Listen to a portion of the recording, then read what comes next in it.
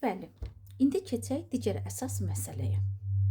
Bəs necə edək ki, barmaq aralarımızda mozol yarası olmasın? Bu çox önəmli məsələdir dostlar. Yenə də deyirəm, mənim verdiyim bütün məsləhətlər şəkər xəstələrinə aiddir. Yəni şəkər xəstələri olmayan, damarlarında problem olmayanlar bunları etməyə bilərlər. Biz bir şəkərimiz kontrollü və ya kontrolsüz fərq eləmir, amma bizdə bu xəstəlik var. Gəlin əvvəla onu fikirləşək ki, biz bunu xəstəlik kimi görməyək. Yəni bunun bir həyat tərzinə keçirdək və bu bir həyat tərzi olduğu üçün biz demək ki, bu həyat tərzinə uyum saxlamalıyıq. Yaxşımı dostlar? Buna mütləq diqqət eləyək. Deməli bizim ilk işimiz günlük olaraq doğru ayaq qulluğundan gedir. Baxın, xəstənin şəkər haqqında danışmaq mənə düşməz. Çünki mən endokrinoloq deyiləm. Xəstənin damarı haqqında danışmaq mənə düşməz. Çünki mən damar cərrahı deyiləm. Bunlarla bağlı bütün suallar profil həkimlərinə veriləcək. Mən sadəcə yaralara baxıram və ayaqda necə qulluq eləyək ki, yaralar yaranmasın mövzusunda danışa bilərəm. Mənim sadəcə tibbi yetkim buna çatır.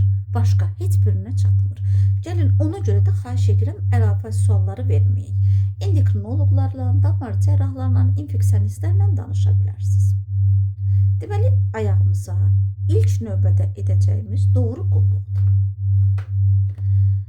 Ayaq birinci növbədə mütləq şəkildə günlük, çalışın bunu günlük eləyin. İlıq sudan yuyulsun, su qətiyyən qaynar olmasın. Əgər ailə üzvləriniz yanınızda varsa, suyun temperaturunu onlar yoxlasınlar. Deyə bilərsiniz ki, Xəyələ xanım, niyə onlar yoxlasın? Çünki bəzi şəkər xəstələrində, irəli şəkər xəstələrində əl barmaqlarında artıq hissiyatların itməyi başlayıb.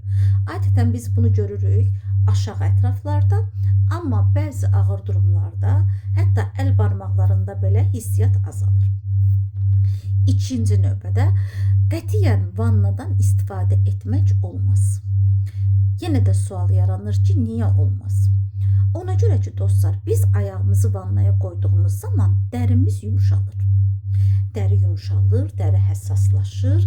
Dəridə yumşaldığımız zaman maserasyon toxuma, yəni dəri səthində elə yumşalma olur ki, orada çatlar yarana bilər.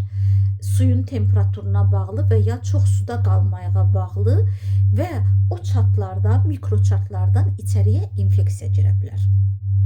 Ona görə mümkün qədər ayağımız vannada qalmamalıdır. Üçüncü növbədə durur, doğru bildiyimiz yanlışlardan paltar sabunu. Baxın, indi hamınız məni yıxıb sürüyəcəksiniz ki, paltar sabunla niyə düşmənsiz? Əziz dostlar, paltar sabununu mənim ailəmdə anam istifadə edir. Mənim anam illərdir bəli paltar sabunundan istifadə edir, onu sevir.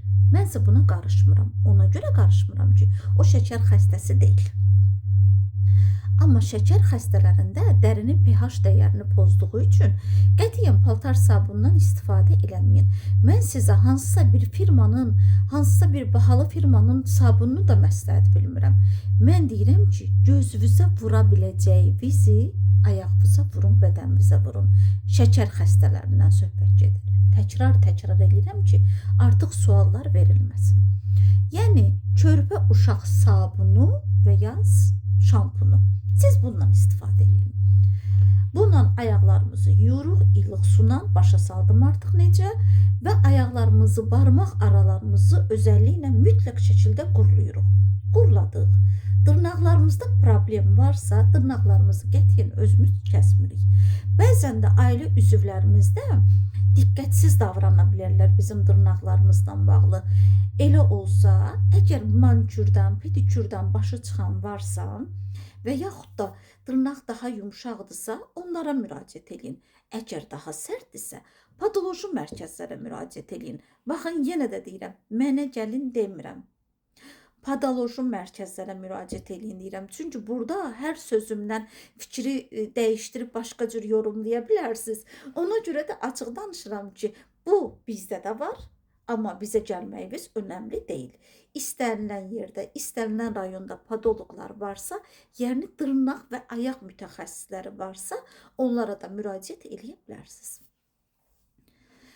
Dar ayaqqabılar qətiyyən geyməyin. Dar ayaqqabılar ciddi şəkildə sizin ayağınıza zərər verə bilər. Yəni, biz ayaqqabını geyindik.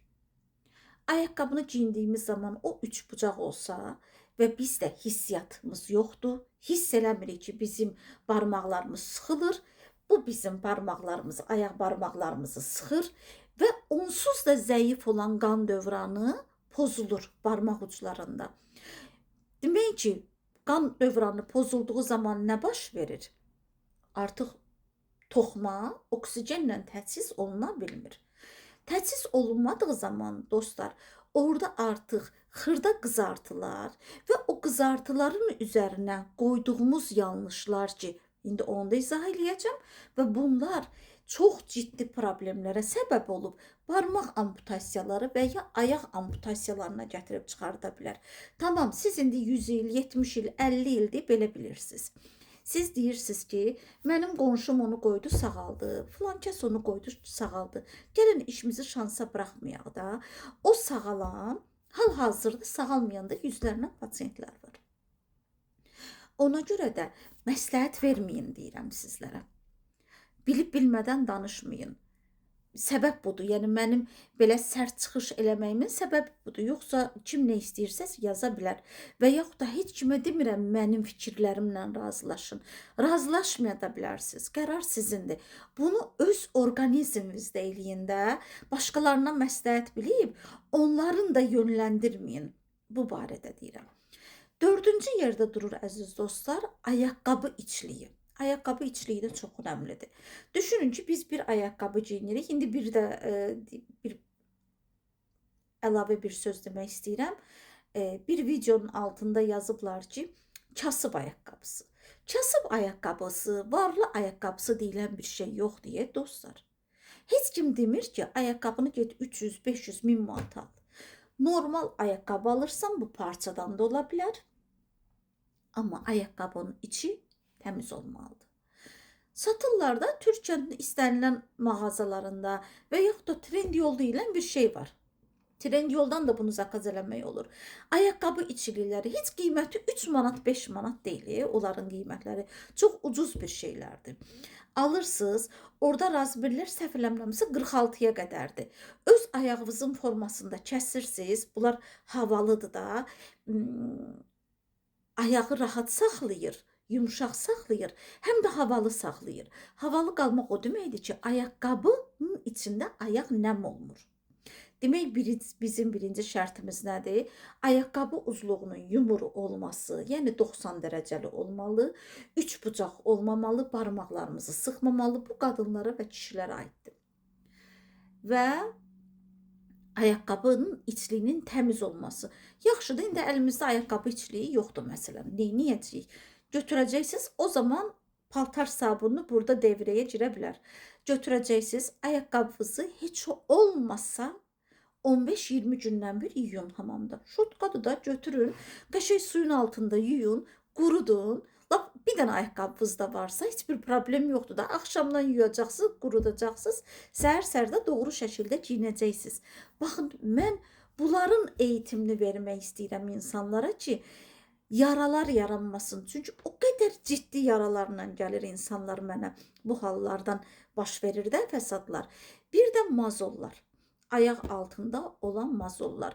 Bəli, mazolları ev şəraitində nəsə eləmək çalışırsınız. İstəmirsiniz həkimə gedəsiniz, istəmirsiniz maliyyə çıxsın. Hamı güclə qazanır da pulu. İnanın, mən hər şeyi başa düşürəm.